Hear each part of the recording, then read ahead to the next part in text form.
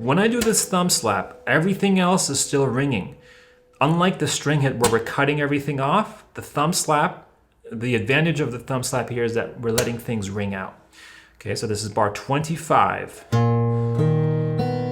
Thumb slap gets your index finger now on the 4th fret immediately because you're going to pluck it and slide it to 7.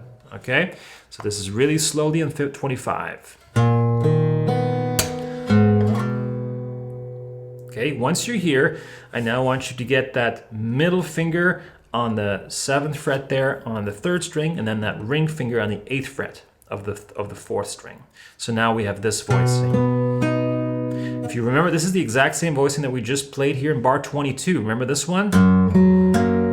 And it's the same thing up on the 7th. Okay, now a little compositional tip here for you.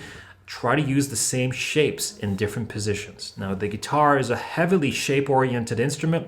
When I say shape-oriented, I just mean that we can recycle these shapes into different positions and more likely than not, get some really beautiful tones. This is the same shape as this one. And I did this very intentionally. And if you look at some of my music, I am looking for these patterns all throughout my music. Even when I'm composing my own stuff, I'm looking for shapes that I could borrow and recycle. For example, I might even want to use this down 1 string set. It even works there, right?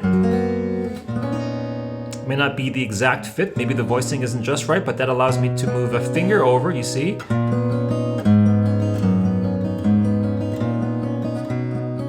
Really cool, right? So this is a really cool tip here for you.